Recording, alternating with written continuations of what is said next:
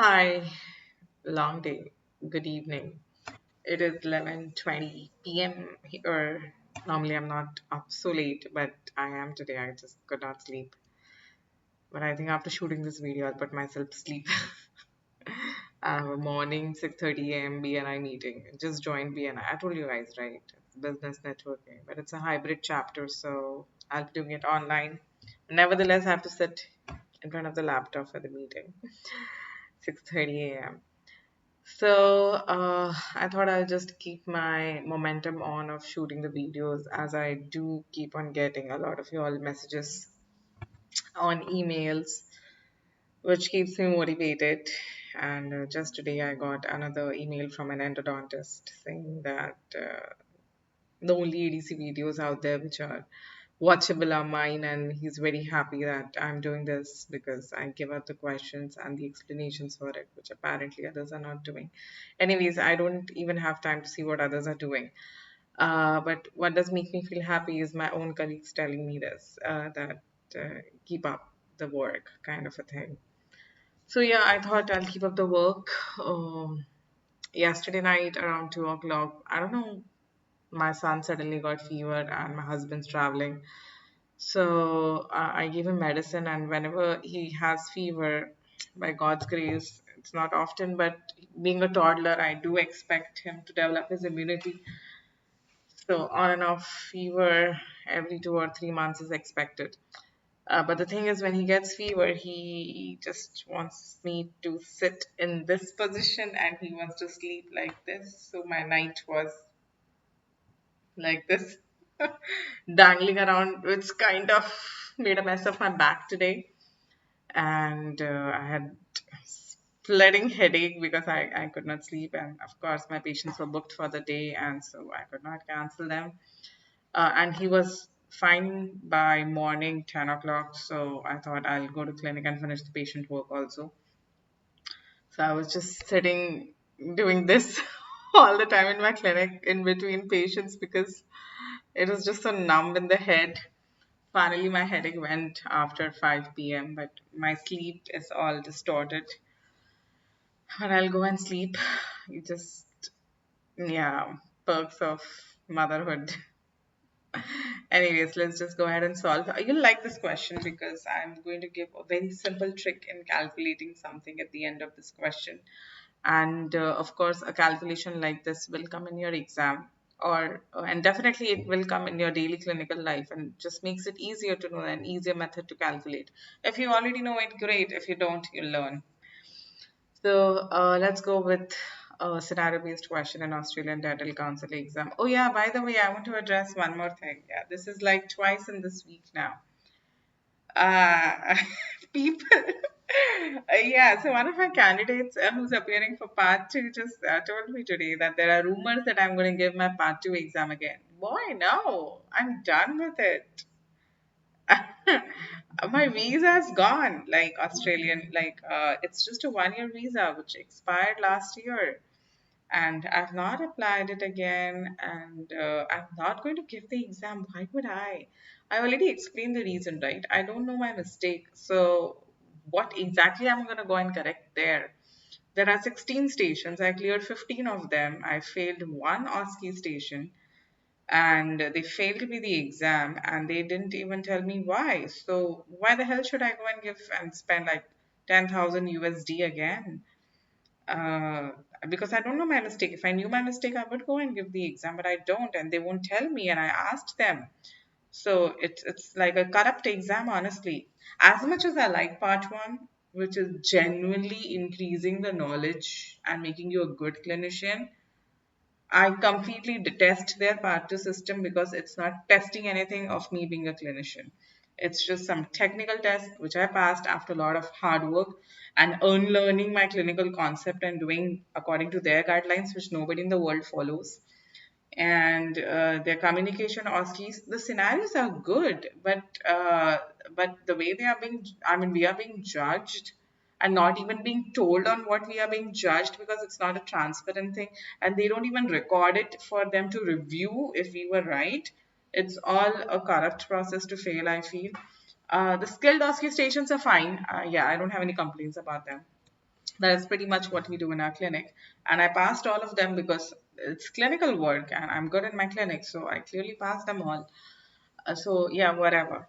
So, dude, don't spread the rumor. I'm not going for the exam. I don't want to. I'm happy here. And I anyways treat Australians in Dubai. I don't have to go to Australia to treat them. So, yeah, whatever. I'm not giving that exam. So, yeah, let's jump onto the question. A petite 18-year-old girl. Petite means thin, less weight, basically. 18-year-old girl attends your surgery, complain of a severe shooting pain. Oh my God, when I will be petite? Why this question came? I so much want to lose my weight and meet the college weight that I was. I was 53 and I was max 57 kilos. Now I've put on, that's what happens. Anyways, I'm trying to go there step by step. So yeah, let's go back to the question. Okay, she attends my surgery, complain of a severe stabbing pain, which radiated to her upper left maxillary quadrant since the night before. This area. Detailed history taking revealed that the patient had pain in the region for over 2 months. Poor child, she's suffering. Initially, the pain was of dull aching type, which increased on mastication. Okay, now this is the key word here. Increases on mastication. Mastication means biting. The pain gradually kept on increasing in intensity until it became very severe at night. By now, you should know what is happening, right? What is happening? What kind of pain this is, and when does this happen? Any guesses so far? Think. Okay, patient's dental record showed that she was being treated for the same complaint with a diagnosis of chronic periodontitis, which of course did not give her any relief in pain. Okay, so there was chronic periodontitis. That was the diagnosis by some other dentist, and that did not give her any relief. So great. I mean, this is such a nice question. It's telling you the exact symptoms of what is happening. By now, you should know what is happening, okay? Your mind should be giving you that differential diagnosis. And it also says that the patient was being treated for chronic periodontitis, but it didn't seem to help her, which is again a very key word here. That means you can easily rule out that there is any periodontal thing, because if there was any periodontal thing, she would have relieved. So if it's not periodontal and there is intense pain, what can it be? It has to be pulp related, okay? Now, on clinical examination, all the teeth in the left posterior quadrant appeared normal. Amazing. Another keyword. Everything is normal. Oral hygiene was satisfactory. Tooth 2-6 was extremely tender, both on percussion and palpation. See, such a beautiful clarity. I mean, you should just know the diagnosis by now. There is no caries. But the tooth is very tender on percussion and palpation. And the pain is on biting. Boom, cracked tooth syndrome. You know, it should just be there in your head. Her tooth radiograph revealed a hazy radiolucency on the cervical one-third of the mesobuccal root. Okay, great. Vertical fracture. Considering the patient's history, which was suggestive of acute pulpitis, yeah, because the pain is like acute pulpitis, severe tenderness and percussion and palpation also. Radiographic and a clinical diagnosis of vertical root fracture was made. Okay, so they gave out the diagnosis as well, even before I could reach it. But see, even before I could reach it, I told you about it. So this is how you should think when the patient is talking to you. You are already narrowing down the diagnosis, and then you're just seeking out whether your diagnosis is confirmed. And when it is, boom, great. Because when you know the diagnosis, you can do the appropriate treatment. If you don't know the diagnosis, you'll be wondering which treatment to do. And as a clinician, you should not wonder what treatment to do. You should just know what treatment to do. So, yeah, I will go to questions and not responses. I don't want to show you the answers. I want you to guess it. Okay, this is the last question in this mock. Yeah. So, what is the common clinical finding in a tooth with a vertical root fracture? They have just asked a very basic MCQ question. A common clinical finding in a tooth with a vertical root fracture. Root fracture. when there is a fracture in the root, there has to be some periapical or lateral lesions around the root associated. Basically, there will be an abscess. Now, when there's an abscess surrounding a root, what will it look like? It will look like a dentoalveolar abscess, which is nothing but a periodontal abscess. Understood? So, what is the question? What is a common clinical finding in a tooth with a vertical root fracture? Ideally, it's a J-shaped lesion over radiograph, but clinically, it will just look like an abscess around one root. Moderate to severe pain, okay. Excessive mobility of what? The tooth may not be mobile at all. Unless it's an anterior tooth, then it can be. But a three-rooted tooth will not be mobile if only one root is fractured. A periodontal time abscess, a white periodontal defect on the buccal and the lingual aspect. Periodontal defect may not be necessary because there is not a periodontal problem. It's related to the tooth. So it's not like the entire gingiva around the entire tooth is involved. It can be just a localized area over one of the roots. So I will not go with the white periodontal defect. I would rather go with the periodontal type abscess.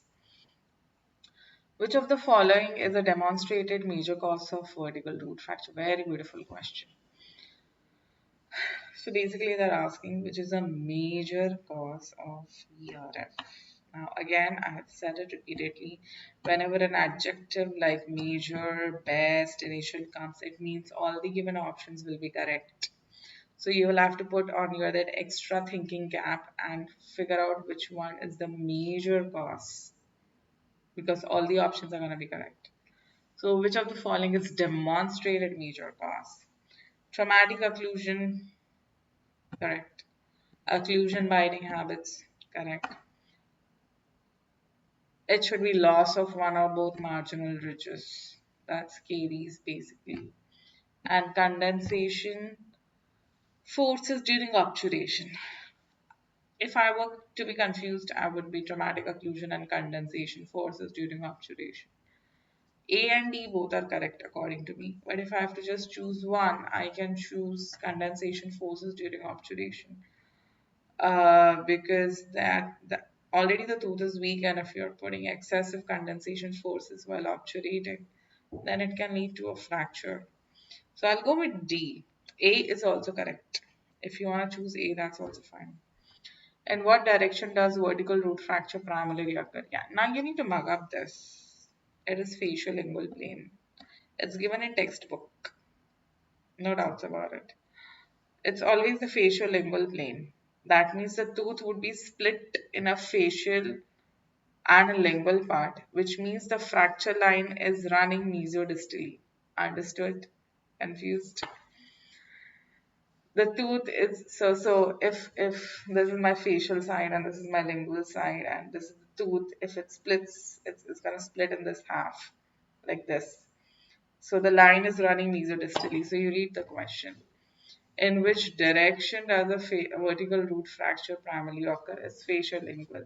If they say in which direction the fracture line is running, then it's mesodistal. Understood?